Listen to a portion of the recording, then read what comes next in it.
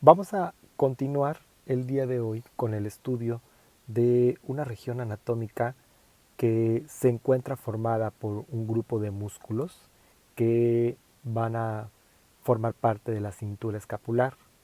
Esta región se va a denominar región axilar. Vamos a utilizar como primera imagen eh, una imagen tomada del libro de anatomía de Moore, en el cual nos hace una descripción gráfica referente a la fosa axilar como un elemento que tiene forma de pirámide cuadrangular, al cual se le van a estudiar varias porciones. Al ser una pirámide cuadrangular, pues le vamos a estudiar una pared anterior que va a estar formada por el músculo pectoral mayor, pectoral menor y subclavio. Una pared posterior que va a estar formada por el músculo dorsal ancho, redondo mayor y el músculo subescapular, en la cual vamos a encontrar dos de los tres espacios axilares, que sería el cuadrilátero de Belpo y el triángulo de los redondos. Y la pared lateral, que según el libro de anatomía de Moore, está formada por el surco intertubercular, que se localiza en la diáfisis humeral, y que en el concepto de la Target nos menciona que son dos músculos, el músculo coracobraquial y la cabeza corta del bíceps, que bueno, podemos respetar estos dos conceptos de estos dos autores referentes a la pared lateral. Tenemos también una pared medial que va a estar formada por el músculo serrato anterior y mayor, que tapiza las primeras 9 costillas. Y por último, va a estar formada por un vértice, que bueno, el vértice es una estructura denominada osteofibrosa porque va a estar formada, número 1, por el tercio medio de la clavícula, que va a estar cubierto por su cara inferior por el músculo subclavio, por la apófisis coracoides, que va a presentar la inserción de los ligamentos coracoclaviculares, muy importantes para mantener la unión de la articulación acromioclavicular, y la primera costilla, que va a recibir la inserción de la primera digitación del músculo serrato anterior. Ese orificio osteofibroso es muy importante porque tiene interés topográfico desde el momento que la arteria subclavia ingresa a través de él y se transforma en arteria axilar. Y de igual forma, el plexo braquial, que nos vamos a dar cuenta que son los nervios que van al miembro superior, atraviesan este vértice de la fosa axilar y van a formar los troncos secundarios del mismo, que nos van a dar origen a los nervios terminales del plexo braquial. Entonces, eso sería referente a la fosa axilar. Algo muy importante también que nos falta mencionar es la base. La base de la fosa axilar está formada por dos ligamentos. Uno de ellos se llama ligamento suspensor de la axila o ligamento de Gerdy, y un ligamento que se llama ligamento triangular posterior. Estos ligamentos se insertan sobre la piel de la fosa axilar, confiriéndole la forma cóncava de la misma. Estos ligamentos de Gerdy y triangular posterior son dependientes de las fascias de la cintura escapular, fascia anterior y fascia posterior de la cintura escapular. Nos vamos entonces a hablar acerca del contenido axilar. Todos estos músculos de los que hemos hablado y que están formando esta región van a contener los nervios del miembro superior, que se van a denominar plexo braquial, van a contener la arteria axilar, que resulta de la continuación de la arteria subclavia y que posteriormente se continuará como arteria braquial. Tenemos la vena axilar con el trayecto inverso a la arteria axilar y los linfáticos axilares, muy importantes para, en el caso de la diseminación del cáncer de mama, pues es importante conocer la disposición de estos ganglios linfáticos y su ubicación. ¿Por qué le vamos a llamar plexo braquial? Bueno, el plexo braquial está formado por las raíces espinales, las raíces de los nervios espinales, que sería el quinto nervio cervical, el sexto nervio cervical, el séptimo nervio cervical, el octavo nervio cervical y el primer nervio torácico. Esos nervios espinales van a tener una división en raíces anteriores y posteriores.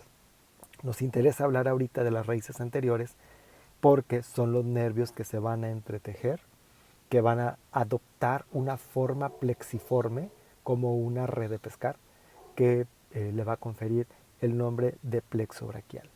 Entonces, se empiezan a entretejer estos nervios y entonces el quinto nervio cervical se une con el sexto nervio cervical y nos va a formar un tronco que se va a llamar tronco primario superior.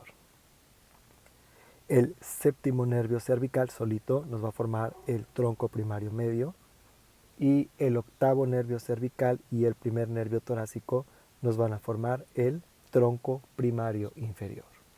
Nótese el nombre de primarios porque estos troncos van a dividirse y van a formar los troncos secundarios que van a dar origen a su vez a los nervios terminales del plexo braquial.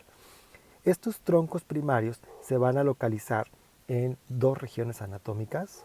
Una se va a denominar desfiladero de los escalenos, que es un espacio que se encuentra entre unos músculos del mismo nombre que se encuentran escalonados, que se llama escaleno anterior por delante y escaleno medio y posterior por detrás, apoyados sobre la primera costilla.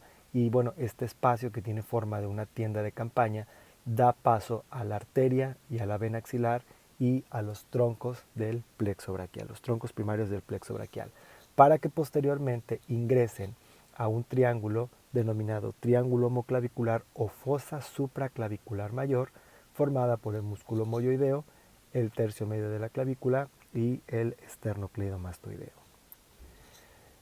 Aproximándose al vértice de la fosa axilar, estos troncos primarios se van a dividir y entonces esa división va a realizarse en raíces anteriores y posteriores. Las raíces posteriores, que son las que están pintadas en color rojo, se van a unir y nos van a formar un tronco que se va a llamar tronco secundario posterior. Se le va a llamar tronco secundario posterior porque este tronco se va a encontrar ya dentro de la fosa axilar, pero se va a ubicar por detrás de la arteria axilar. ¿Sí? Se le puede llamar tronco secundario posterior o cordón posterior o fascículo posterior del plexo braquial. En verde vemos nosotros la división anterior del tronco primario superior y medio, los cuales se van a unir y nos van a formar un tronco que se va a denominar tronco secundario antero externo, también mencionado como cordón lateral del plexo braquial o fascículo lateral del plexo braquial. Se llama tronco secundario antero externo porque se encuentra por delante y por fuera de la arteria axilar. Y bueno, la división anterior del tronco primario inferior se continúa como tronco secundario antero-interno, o también llamado cordón o fascículo medial del plexo braquial, y que se encuentra por delante y medial a la arteria axilar. Esa sería la conformación del plexo braquial. Recuérdese que los troncos secundarios o cordones del plexo braquial o fascículos del plexo braquial se van a localizar en la fosa axilar, por delante y por detrás de la arteria axilar. Entonces, este plexo braquial comienza a originar una serie de ramas colaterales. ¿Qué característica tienen las ramas colaterales? Son ramitas que se van a distribuir sobre los músculos de la cintura escapular. Son ramitas que se van a distribuir sobre los músculos de la cintura escapular, ¿sí? Y los músculos que van a formar las paredes axilares. Tenemos el primer nervio que se llama nervio del subclavio, que inerva al músculo subclavio. Tenemos al nervio pectoral lateral originado del tronco secundario antero externo, que se distribuye principalmente sobre el músculo pectoral mayor. Tenemos al nervio pectoral medial, que se origina del tronco secundario antero externo y que se distribuye sobre el músculo pectoral menor. Y que bueno, estos dos nervios pectorales se van a unir por medio de un asa nerviosa que va a recibir el nombre de asa de los pectorales, que va a inervar a los músculos pectorales. Nótese que estos tres nervios que estamos mencionando, ramas colaterales del plexo braquial, se localizan inervando los músculos de la pared anterior de la fosa axilar. Tenemos otro nervio que es el nervio subescapular, originado del tronco secundario posterior y que se distribuye sobre este músculo, el músculo subescapular. Y bueno, hay otro nervio denominado nervio tóraco-dorsal, que en el libro de anatomía de Netter es mencionado así como nervio tóraco-dorsal, que también lo podemos mencionar como nervio del dorsal ancho y nervio del redondo mayor. Es redondo mayor, ahí hay un pequeño error de dedo. Entonces, estos tres nervios que estamos viendo se originan del tronco secundario posterior del plexo braquial y se distribuyen sobre la pared posterior de la fosa axilar. ¿Okay? Vemos otro nervio que se va a originar, que es un nervio que a partir del quinto, del sexto y del séptimo nervio cervical se forma y se va a denominar nervio torácico largo. Nervio torácico largo, que es un nervio que recorre la pared medial de la fosa axilar, inervando el músculo serrato anterior y mayor. Nótese que estos nervios están inervando la pared anterior, la pared posterior y la pared medial de la fosa axilar. No se hace mención de que un ramo colateral inerve a los músculos de la pared lateral de la fosa, porque son inervados por un nervio terminal del plexo braquial que vamos a ver un poco más adelante.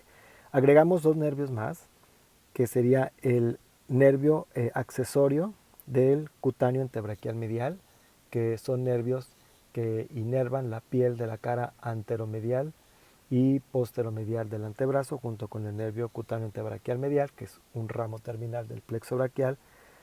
Y tenemos otro nervio que es el nervio supraescapular. Este nervio supraescapular camina junto con el músculo moyoideo, llega al borde superior de la escápula, atraviesa la escotadura coracoidea o escotadura de la escápula y se distribuye sobre el músculo supraespinoso e infraespinoso y el redondo mayor. ¿Sí? Y por último, el nervio común, que se origina del quinto nervio cervical, que va a dirigirse por medio del músculo elevador de la escápula hacia el borde medial de la escápula, que va a inervar al músculo angular del omóplato o elevador de la escápula y al músculo romboides. Estos son ramos colaterales del plexo braquial. Entonces vienen las ramas terminales. Las ramas terminales tienen como característica extenderse más allá de la fosa axilar para inervar los músculos del brazo, del antebrazo y del antebrazo y de la mano. Tenemos que de los dos troncos secundarios anteriores, del antero externo y el antero interno, se origina un nervio que se llama nervio mediano. Sistematizando la información del mediano, el mediano recorre el canal humeral, recorre el canal bicipital medial, atraviesa el arco fibroso del flexor superficial y se localiza en la celda anterior del antebrazo y sale del antebrazo por el túnel del carpo para dar origen a sus 5 ramas terminales. Viene otro nervio que es el nervio músculo cutáneo, que se origina del tronco secundario entero externo y que perfora al músculo coracobraquial y lo inerva, ingresa a la celda anterior del brazo, donde se encuentra al bíceps y al braquial y los inerva. Entonces inerva al coracobraquial, las dos cabezas del bíceps y al braquial. Posteriormente perfora la fascia y se vuelve cutáneo, por eso se llama músculo cutáneo, y se distribuye en la piel de la cara anterolateral y posterolateral del antebrazo. Estos dos nervios le confieren el nombre al tronco secundario anteroexterno, también llamado como cordón o fascículo lateral del plexo braquial, como tronco medio músculo cutáneo, por los dos nervios terminales que está originando. Viene entonces el nervio cubital originándose del tronco secundario anterointerno y que pues el nervio cubital se localiza en el brazo por detrás del tabique intermuscular medial, atraviesa el canal epitrócleo-lecraneano a través del cual entra al antebrazo y recorre la celda anterior del antebrazo y sale de esta celda por el canal de Guyon. Viene también otro nervio que es el nervio cutáneo antebraquial medial que perfora la fascia, se hace subcutáneo e inerva la piel de la cara anteromedial y posteromedial del antebrazo, anastomosándose con el nervio accesorio del cutáneo antebraquial medial. Por formar el nervio mediano, el cubital y el cutáneo antebraquial medial, este tronco secundario se llama también medio cúbito cutáneo. Viene el nervio circunflejo axilar, que atraviesa el cuadrilátero de Bellevue y que se distribuye sobre el músculo redondo menor por medio de un ramo colateral, un pequeño ramito para el músculo subescapular que no es tan importante, pero su ramo terminal se distribuye sobre el músculo deltoides y la piel de la cara posterior del hombro. Nervio axilar o circunflejo, y por último el nervio radial, que pues sale de la axila por el espacio axilar inferior o triángulo húmero-tricipital, recorre el canal de torsión humeral, llega al canal bicipital lateral y se divide en un ramo profundo que inerva a todos los músculos de la región posterior del antebrazo, todos los extensores. Previo a su división, inerva a los músculos de la celda lateral, al braquio radial y a los extensores radiales largo y corto del carpo, y su ramo superficial es un ramo sensitivo que inerva la piel de la cara dorsal de la mano. Por eso es que este tronco se le llama tronco radiocircunflejo, por los dos nervios terminales que está originando. Tenemos entonces ahora a la arteria axilar. La arteria axilar es una arteria que resulta de la continuación de la arteria subclavia y que atraviesa la clavícula, tapizada por el músculo subclavio, la primera costilla, cubierta por la primera digitación del músculo serrato anterior, y la apófisis coracoides con los ligamentos coracoclaviculares, y que bueno, atravesando el vértice de la axila ya no se va a llamar arteria subclavia, se va a llamar arteria axilar. Esta arteria entra en relación con el músculo pectoral menor, el que permite dividirla en tres porciones.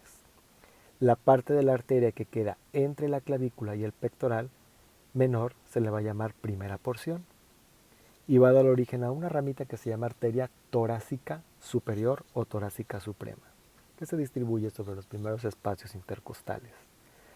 La porción de la arteria que queda por detrás del músculo pectoral menor se llama segunda porción y va a originar dos arterias.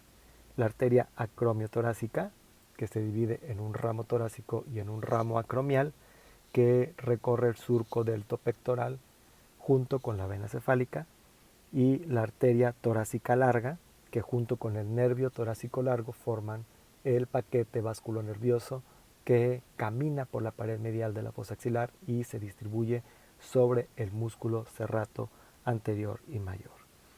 Viene la tercera porción de la arteria, que se encuentra entre el borde inferior del pectoral menor y el borde inferior del pectoral mayor, que va a originar tres arterias.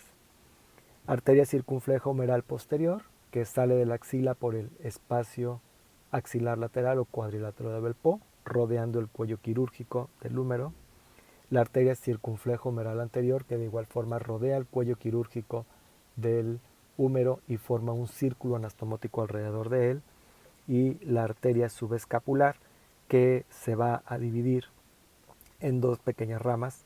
La arteria toracodorsal, que se va a vascularizar al dorsal ancho y redondo mayor, y la arteria circunfleja escapular, que atraviesa el triángulo de los redondos o espacio axilar medial y se va sobre el borde lateral de la escápula. Nótese que la primera porción de la arteria forma una rama colateral, la segunda porción de la arteria forma dos ramas colaterales y la tercera porción de la arteria forma tres ramas colaterales. ¿Dónde termina la arteria axilar? A nivel del borde inferior del músculo pectoral mayor y se continúa como arteria braquial.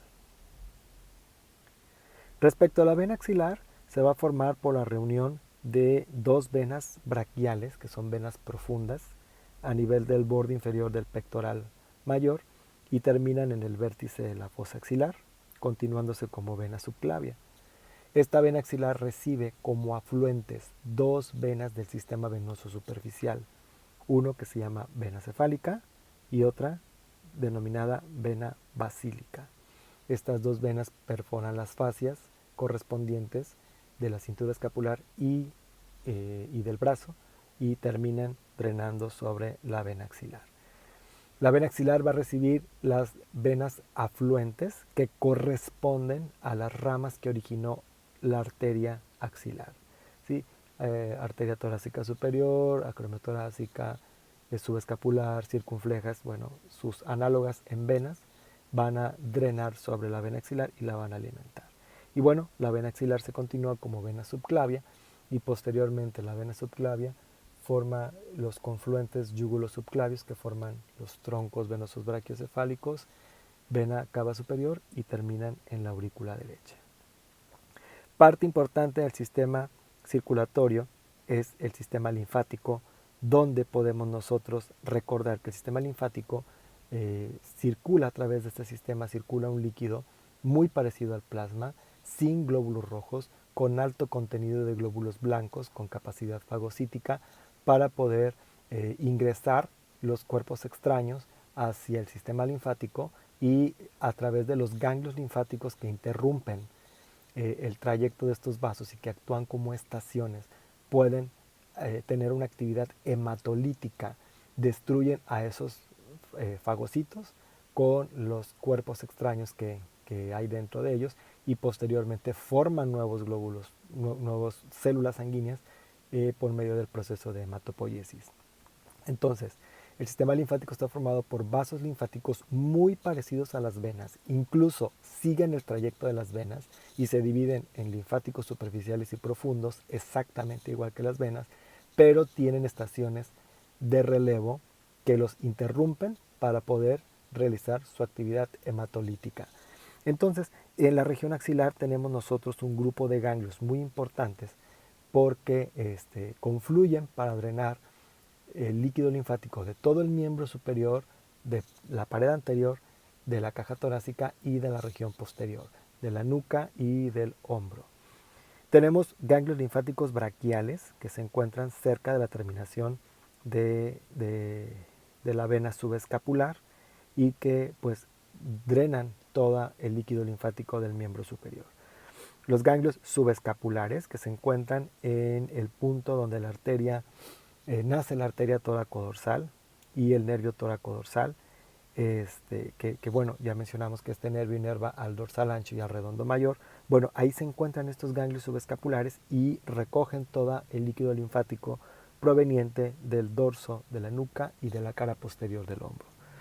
Tenemos también nosotros a los ganglios pectorales que se localizan cerca de los vasos torácicos internos que van recorriendo la pared medial de la fosa axilar y muy importante, drenan el líquido linfático de la glándula mamaria, de la pared torácica y de la parte superior de la pared abdominal por la vaina del músculo recto abdominal. Y el grupo central representa la confluencia de estos ganglios linfáticos para posteriormente proyectarlos hacia el sistema de ganglios linfáticos apicales. El término ápice quiere decir vértice, que bueno, hace alusión al vértice de la fosa axilar, para después ser drenados del lado derecho por la gran vena linfática y del lado izquierdo por el conducto torácico, que terminan en el confluente venoso yúgulo subclavio. Posteriormente, de esta forma se ingresa este líquido linfático hacia la circulación sistémica y libre de agentes nocivos para la salud. ¿Sí? Entonces, estos serían los contenidos axilares.